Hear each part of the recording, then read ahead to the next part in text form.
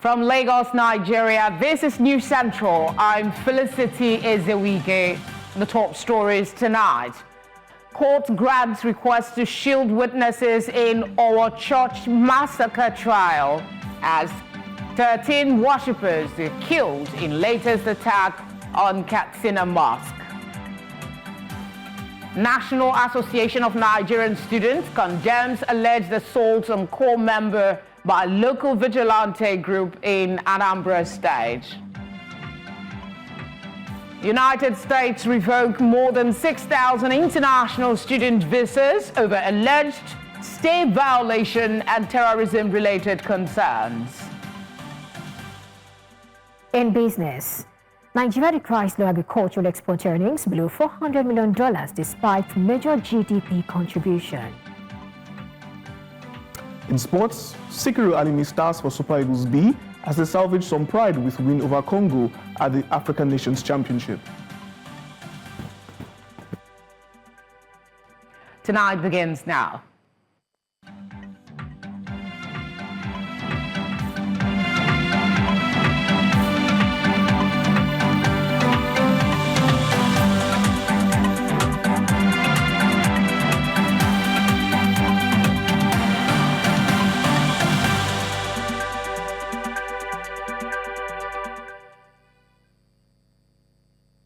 Thank you for being here. We'll begin tonight with judgment of the Federal High Court in Abuja, which granted protection to 6 prosecution witnesses in the trial of the alleged attackers of St. Francis Catholic Church, or in Edo State. At the commencement of proceedings, the prosecution informed the court that it had filed a motion ex parte seeking protection for the witnesses. While the defense counsel did not oppose the request, Justice Emeka Iwite granted the application, ruling that the safety of the witness is paramount. However, the defense counsel applied for bail for the defendants, arguing that they have been in custody since 2023 and have been denied access to their lawyers and relatives. The prosecution opposed the bail request, arguing that the defendants have been allegedly linked to foreign terrorist groups, which puts the witnesses in danger. Justice Nwite adjourned the matter until September 10 for ruling on the bail application. To meet my clients, I've not been able to meet them until last date. In the entire 3 years? In the entire years. If I tell you what I went through in this matter, they told me they were in Kainji Dam. I had to travel to Kainji Dam. They were not there.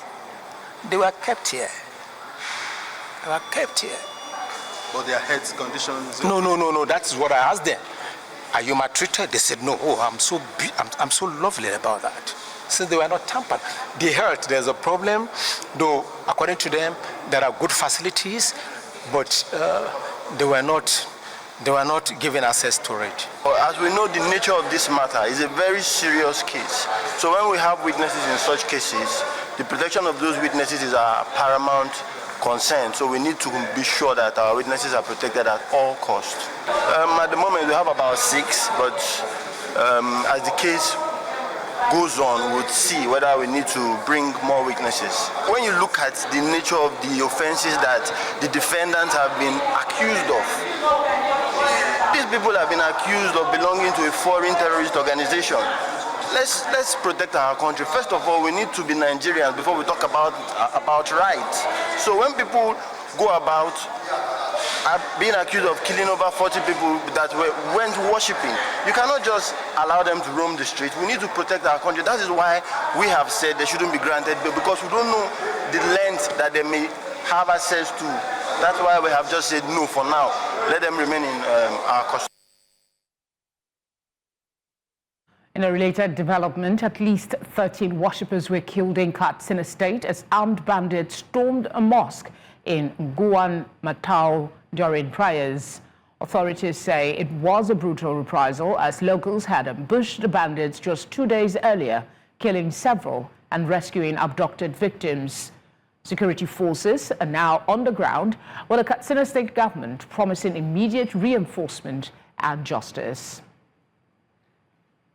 News Center's correspondent Rukaya has been staying on this report and joins me now for an update. Thank you very much, Rukaya. Just talk to us about what the situation is right now in the affected community.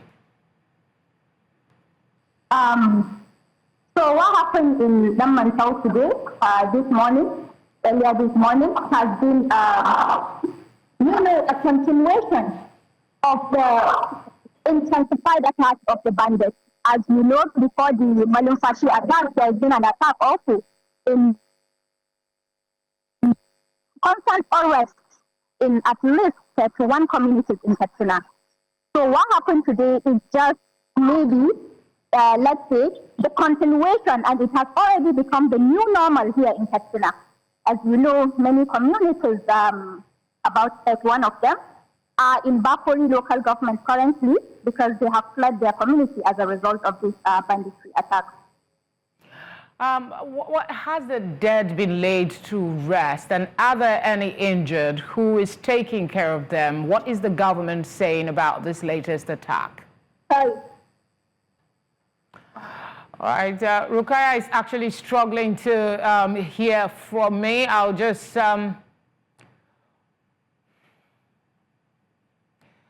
All right, we apologize for the interruption. That's our correspondent on the ground in Katsina bringing us update, but the network was a bit unfriendly. All right, let's move on now to political matters. The Independent National Electoral Commission, INEC, has kicked off the nationwide continuous voter registration exercise. The commission announced that a total of 69,376 Nigerians pre-registered online within the first 7 hours of the exercise, noting that tens of thousands of citizens had already signed up. While INEC urges citizens to take advantage of the opportunity to be part of the electoral process ahead of the general election, it notes that eligible Nigerians can begin their registration online via the portal before the physical exercise commences on August the 25th, 2025. The Commission cautioned against multiple registration, warning that offenders face stiff penalties. Yetunde Bakari is Program Manager at Yaga Africa. She joins me alongside lawyer and political analyst Liboros Oshoma to discuss the process of continuous voter registration ahead of the 2027 elections. Thank you very much for being here. Let me start with you, Yetunde. The continuous voter registration has begun. How ready do you think we are?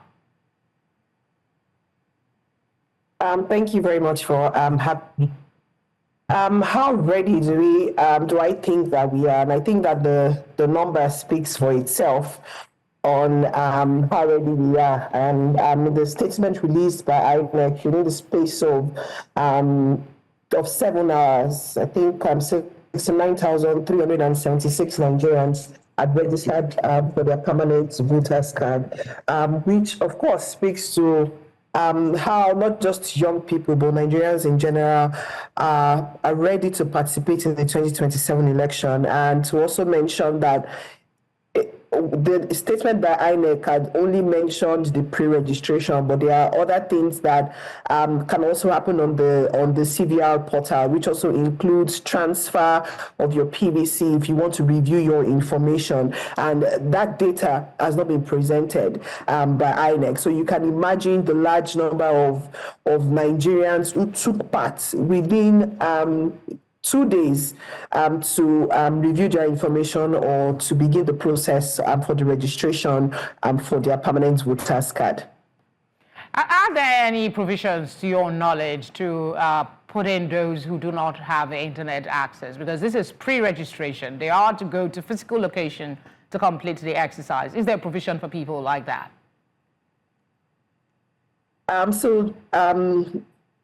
In line with the announcements that INEC made, the physical registration will begin on the 25th of August, and those who started the process for the pre-registration where they can submit all their relevant information will still need to visit the registration centers for their biometrics to be captured. So it does not just end does not just end online. You still have to visit the physical center. And what that actually does for Nigerians is that it reduces the pressure, the number of hours that you would spend at this registration center, because you have already begun the process online, and what you're doing is just the completion of your registration.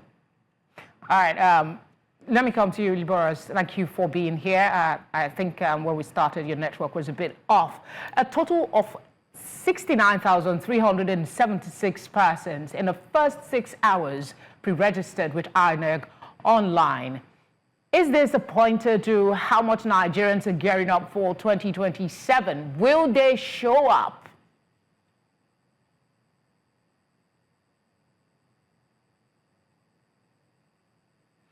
Okay, unfortunately, we still have that challenge. Can you hear me? Okay, I can hear you now. Go ahead. Okay. So I am not too comfortable to say here convincingly that because we've seen, a surge in the numbers that, Nigerians actually are ready, or that INEC is ready in terms of voters, in terms of the election per se. You see, voters registration is supposed to be a continuous process. But when you make it an ad hoc arrangement like we're saying, certainly there's going to be bottleneck. Even though we can say INEC has raised the bar a little, bit, notch up a little bit. But I'm still not too comfortable, because over the years, if you look at the numbers, it is not about the numbers of registered voters, really. The problem and the challenge has always been the number of actual voters. You see, in states, you go to the total number of registered voters in a state, you see about 10 million registered voters. But on the day of election, total turnout of voters, we say massive turnout. At the end of the day, total number of votes cast, or total number of actual voters, about 2 million. Over the years since 1999, that had been the case. Another thing is that a lot of people, maybe that might change, because before now, people use some of this identity card as a means of, voters card as a means of ID card. And then the challenges of going to collect the permanent voters card from INEC also have also been arrangement, opening up the portal, giving a window for registration, and then after that, you see there's a surge, people go to collect their card. You have independent electoral commission at the local government level. Voters registration ordinarily should be a continuous process, just like the national ID card registration, just like the PVC, the BVN registration. You don't have to, create a special window when people now go register. Now, especially now that they are doing it online, the portal ought to have been open, concurrently over time, instead of waiting till we are getting close to election. And that's why to now collect the permanent card there to complete the physical process, INEC will know the challenges ahead so that they can prepare for it, so that they don't disappoint Nigerians. All right, talking about the challenges ahead, Yetunde, 774 local government, 36 states, plus the FCT will have physical exercise. What are some of these challenges you foresee, and how can INEC mitigate them so the process can be easy for everyone? Some of the challenges that I foresee would be that there would be a surge within the first 1 or 2 months. Let's not forget that the CVR would run for 1 year. But we know that most people will wait until the very last minute before they go register. But within the first 1 month, there'll definitely be a surge. But I think the bigger question for me is, does INEC have the manpower to man these 881 centers where registration will be taking place? And what kind of support is available to INEC to be able to adequately cater to this number of people within the first 6 months, because of course people would show up at this time. People want to complete their registration. Those who have done transfers of their PVC, for example, would want to still go ahead, and people who are not even aware. So we're saying this large number for those who have done pre-online registration, and we know that there are a lot of people who would rather go physically to registration centers to register. So there will be a surge within the first 3 months, and INEC needs to begin to adequately cater for that. Beyond the manpower, the machines that are also going to be used for registration, are they adequately sufficient to cater for the number of people who will be visiting the registration center at that time? But let's not also forget that the pre-online and the physical registration is also happening simultaneously. So it's not opened for a period of time. It's open 24 hours in a day and happening simultaneously. So as physical registration is going on, people can begin the process online to just save the amount of time that they have to spend at these registration centers. Liberals, there is one demography that always comes up, and that's persons living with disabilities, inclusivity, accessibility. Do you think that INEC took that into consideration with this online process? If yes, what's your impression of how they are doing with inclusivity for persons living with disabilities?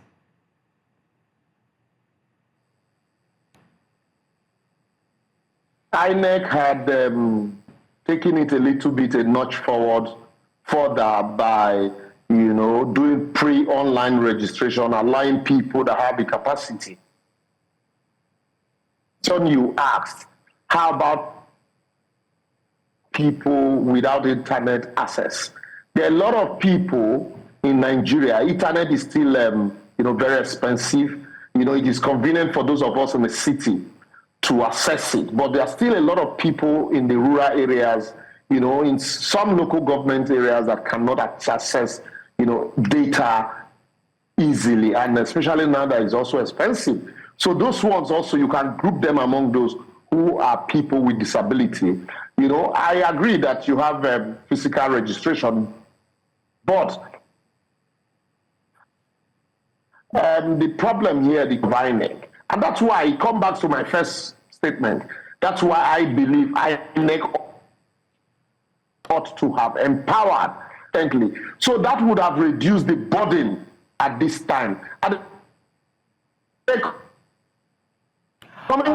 Unfortunately, Liberals, the network is really unfavorable at this time, and we're out of time for the conversation. Hopefully, we can have this conversation another time. Thank you very much for being here. Yetunde, as always, thank you too for being here. Coming up tonight, Polytechnic students protest nationwide over recurring cases of truck accident in the aftermath of Auchi tragedy. This and more after the break.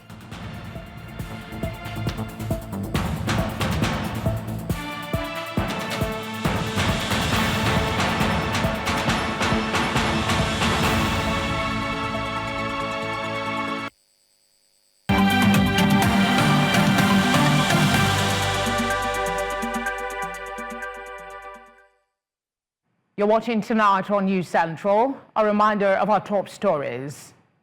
Court grants request to shield witnesses in Owo Church massacre trial as 13 worshippers are killed in latest attack on Katsina Mosque. National Association of Nigerian Students condemns alleged assault on core member by local vigilante group in Anambra State. United States revokes more than 6,000 international students' visas over alleged state violation and terrorism-related concerns. In a pivotal moment to foster inclusive agriculture development in the agricultural sector, agriculture advocates, in collaboration with the Federal Ministry of Agriculture and Food Security, have launched the revised National Youth Manifesto in Agriculture for 2025 to 2030 and the Nigerian Youth in Agribusiness Call to Action for 2023. They say that implementing the policy documents will provide a promising step aimed at transforming the future of agriculture in the country. Meanwhile, the federal government has expressed concern over Nigeria's low earnings from agricultural exports, noting that the sector contributes significantly to the economy but generates less than $400 million in foreign exchange. News Centre's Aishat Salihu reports. The role of youth participation in agriculture is recognized as a vital component for food security and economic development. While many believe that encouraging young people to engage in farming, especially in developing countries like Nigeria, is the way to go, experts say that it will lead to increased food production, poverty reduction, and improved livelihoods. However, several factors influence youth participation, including access to resources, education, and public perception of agriculture. It is first getting land. Acquiring land here in Abuja, you know what it is, a land that is approved for agriculture. I mean, you hear about funds, grants, but how accessible are those things? In practical sense, they are not accessible. I could predict the type of crops, the crop yield in the future.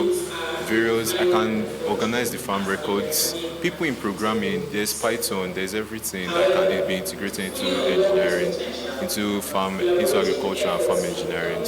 I think it's really important that the youth is supported by policy frameworks that are giving them the possibility, by funding programs as well, to giving them the support to start to buy to get access to their first land and so on. So it's really necessary that they are not on their own. With the launch of the revised National Youth Manifesto in Agriculture, experts outlined a 5-year vision to position young Nigerians at the center of agricultural transformation, prioritizing access to land, finance, technology, and markets as a game changer. The Youth Manifesto is there. You don't need to worry about what the youth now want. It's right there. The youths have, through their call to action, expressed their commitment to the process.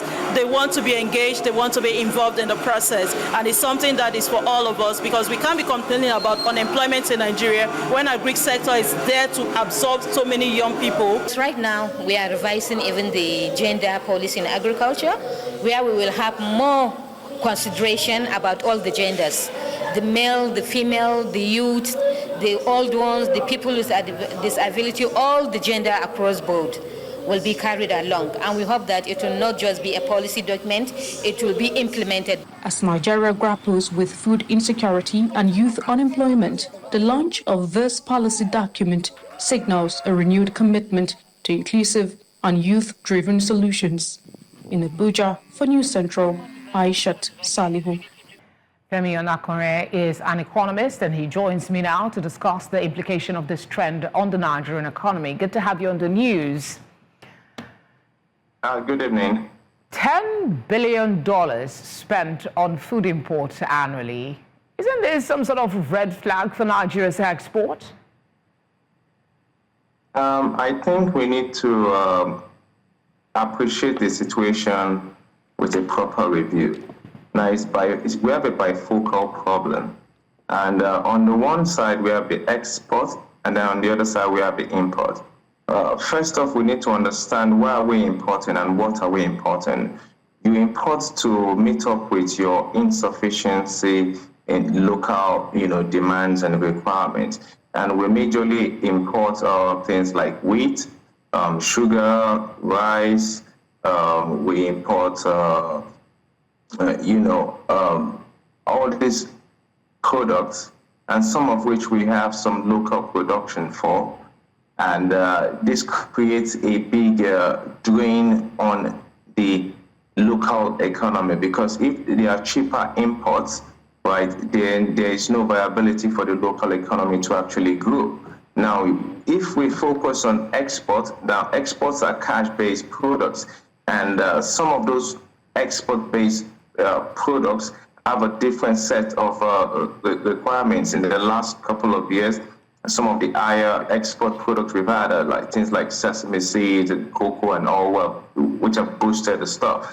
But the downside for us that we need to concentrate on is, because before we look at export as the business position, we need to look at what we have, the import, as a problem in terms of we have a food sufficiency challenge. Nigeria has almost 71 million hectares of arable land across, and it's not localized to one side. You have different products, different crops that can grow in different regions of the country. So we actually have the opportunity, and we have a very large youth base. About 70% of the country's population is currently youth. So it means that we can apply them, to meet up both the import conditions and the export, requirements. And that requires a bigger and deeper focus in terms of the technologies and practices, the policies guiding agriculture productivity in the country. I think the initiative that was previously announced by the group is very good. A focus on agriculture. The administration had in 2023 provided a platform and said that agriculture, declared a state of emergency on agriculture and a focus on it. And the Minister of Agriculture recently said the same thing. But we need to understand what can bring us to speed, because if you can have improved and revamped local sustainability, then export positions becomes even more attractive. Right. And we have all the resources, to achieve that objective.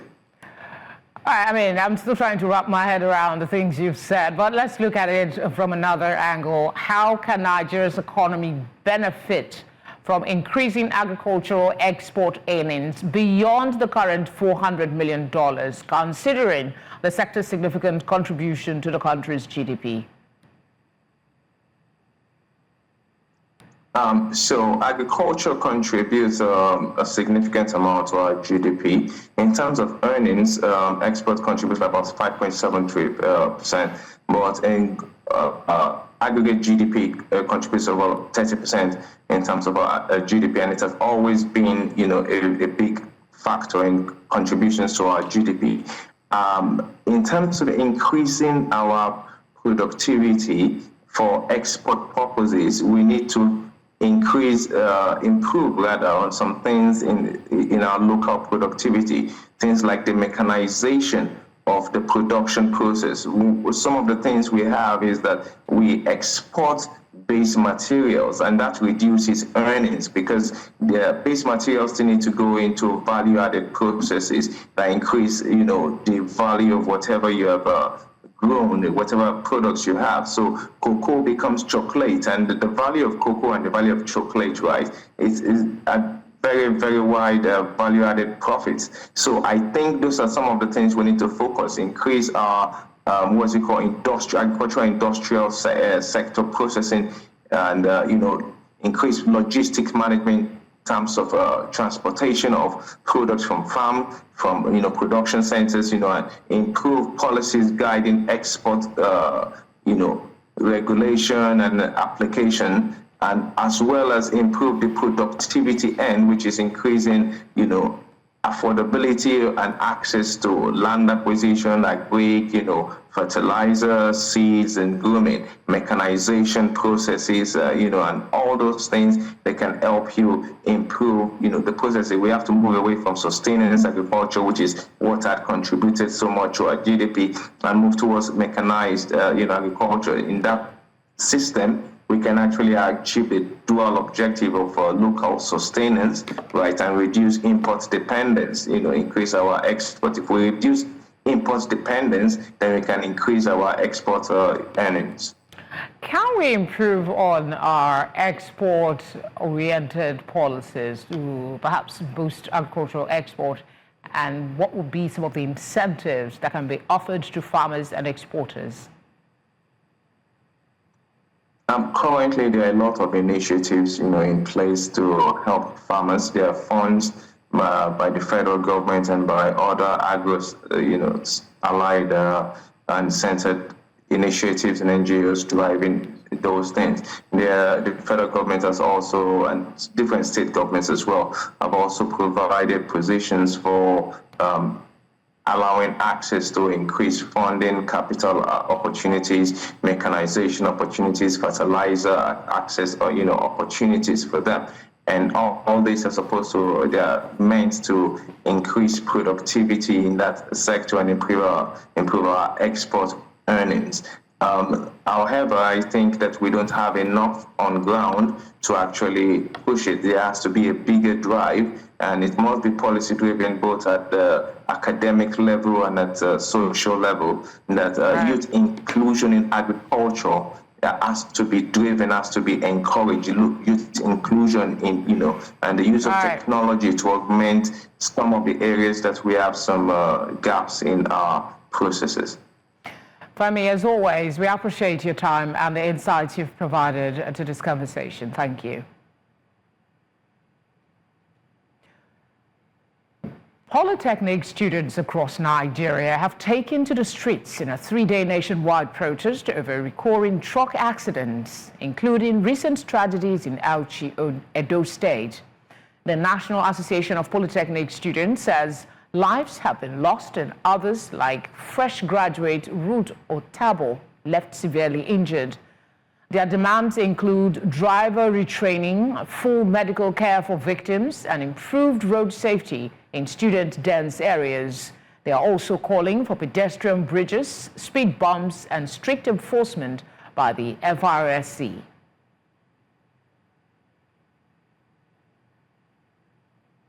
Tonight returns after this very short break. Please stay with us.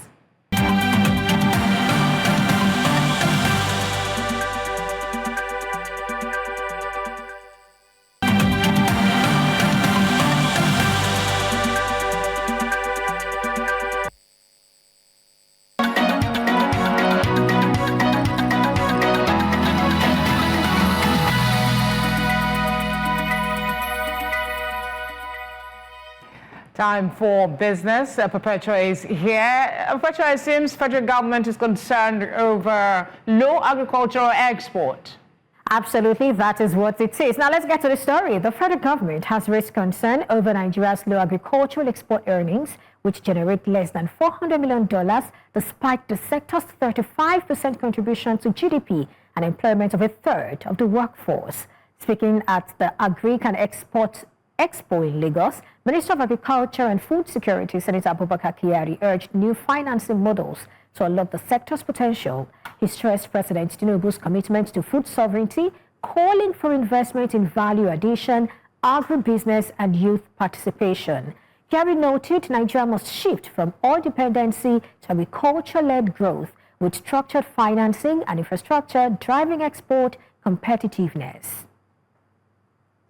The Nigerian Communications Commission, NCC, says it will soon launch a public evaluation map to enable subscribers assess the quality of services provided by telecom operators. Executive Vice Chairman Amin Umeida disclosed this at a media session in Abuja, noting the move aligns with the presidential order designating telecom infrastructure as critical national information infrastructure. With over 171 million subscribers and 79.22% tele-density, Umeida said improved service, compliance rankings, and quarterly consumer satisfaction reports are critical to attracting investment. He added that simplified tariff disclosures will ensure transparency while addressing complaints on poor service, data depletion, and failed transactions.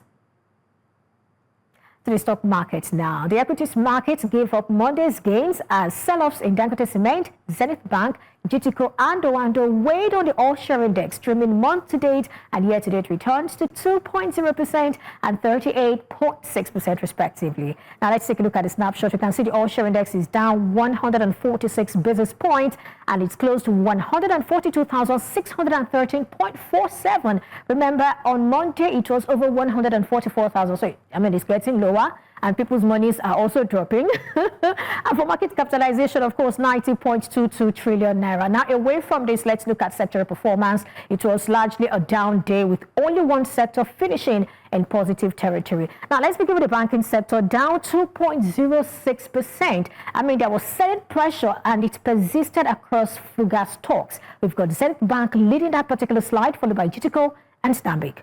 Away from that, you've also got insurance down 386 basis points. I mean, it's clawed back some of Monday's gains, slipping by this particular number. Oil and gas down again, 68 basis points, was also down on Monday, so it's extending the losses. For consumer goods, it's up 57 basis points. It stood out as the lone gainer, buoyed by gains in stocks like International Breweries and Cadbury. And finally, you've got industrial goods right there, down 437 basis points. Well, talking about market breadth, it closed negative with 26 gainers against 39 losers. Activity was once again led by insurance stocks, just like Monday, which contributed over half of total market volume. And that's it for Business Tonight. I am Perpetua. Fasobe Peter Tonight continues with Felicity. Bye for now.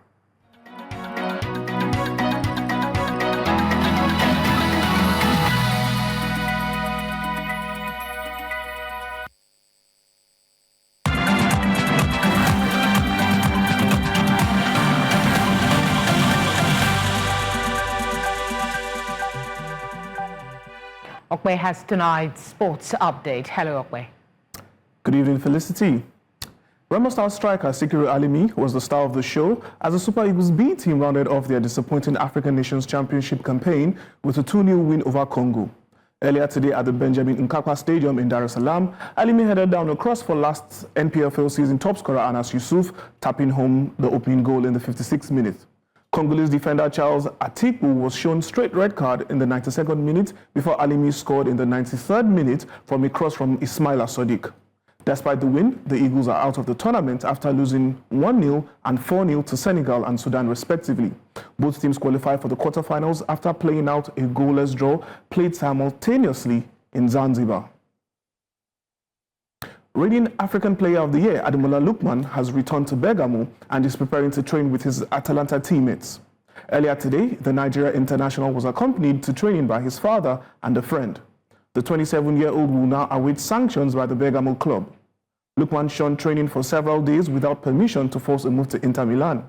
The winger also released a statement accusing his employers of breaking promises and treating him poorly as a human being and professional footballer. Atalanta CEO Luca Percassi later confirmed that there was indeed an agreement in place that allowed Lookman to leave the club under the right conditions this summer, but only for big teams outside the Serie A, which complicated the deal, which complicated a potential deal between Inter and Atalanta. The National Sports Commission has announced the intention of Bayelsa State to host the 2028 National Sports Festival. NSC Director General Bukola Olokpade was in Yenagoa, the capital of Bayelsa, on Monday to assess the readiness of the state to host the biennial competition for the first time. Bayelsa State is constructing a new Olympic standard stadium with a 25,000-seat capacity in Yenagoa. The project was flagged off by the former President Goodluck Jonathan in February this year as part of the 5th anniversary celebrations of the current Governor Doye Didi's administration. Enugu was announced as the next host of the next edition in 2026 after the end of the 2024 edition, which was held in Abeokuta, Ogun State, earlier this year. Now, after a flawless group phase performance, Nigeria's men's national basketball team, the Tigers, are gearing up for a crucial 2025 AfroBasket quarterfinal clash against Senegal on Wednesday, 2025 in Luanda, Angola, Senegal, as the 5-time champions of the AfroBasket secured their quarterfinal spot with a 78-65 playoff win over South Sudan, following a 2-1 group stage win, which leaves Uganda and Mali at a loss to Egypt. Senegal pose a formidable challenge as both teams vie for a semi-final berth and a spot in the 2026 FIBA Basketball World Cup qualifying tournaments. Earlier this month, Nigeria's women's team, the Tigers, beat Senegal in the semi-finals on their way to winning women's AfroBasket. And that's all on sports tonight. I'm Okwe Oluwadebari. Back to Felicity.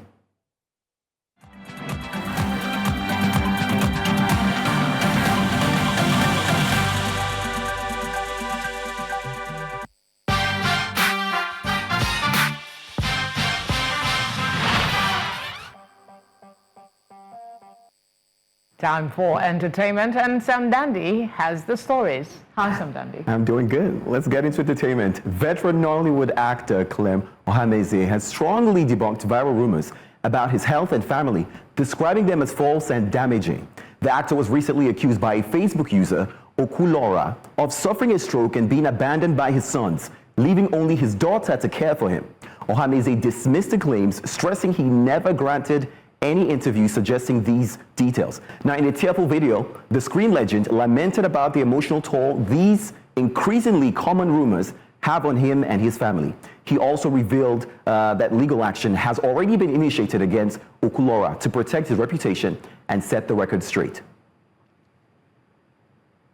Well, that one's sad, but let's move to something rather interesting. The Vancouver International Film Festival has shut down buzzing rumors that Taylor Swift would premiere a film at this year's edition. Speculations took off after the film festival teased its lineup, a slightly similar theme as Taylor Swift's album rollout aesthetics. Now, these Taylor Swift fans fueled the chatter with a cryptic X post about Vancouver. Now, but Vancouver Festival organizers quickly updated their caption with a disclaimer clarifying that no Taylor Swift documentary or film will be debuting at the festival. Now, the buzz comes amid lingering anticipation for Taylor Swift's first feature film, which was announced back in 2022 on their Searchlight Pictures. Now, Swifties may have to wait longer if they're waiting for her directorial debut, but fans are excited to see this. But Vancouver has said it's not happening, not this year, maybe some other time. Well, those are the biggest stories in entertainment. I'm Sam Dandy.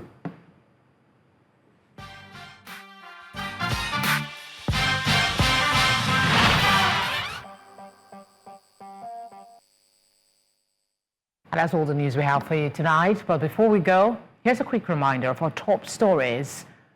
Court grants request to shield witnesses in our church massacre trial as 13 worshippers are killed in latest attack on Katsina Mosque. National Association of Nigerian Students condemns alleged assault on co-member by local vigilante group in Anambra State. We also told you that the United States has revoked more than 6,000 international students' visas over alleged state violation and terrorism-related concerns. Would love to hear from you and get feedbacks. You can do that by sending a message to the number showing now on your screen. You can follow us on all social media platforms at News Central TV. You could choose to watch us live on DSTV channel 422, GoTV channel 23, Star Times channel 274, Apple TV, and on YouTube. Thank you very much for watching. Have a good night, and I'll catch you tomorrow.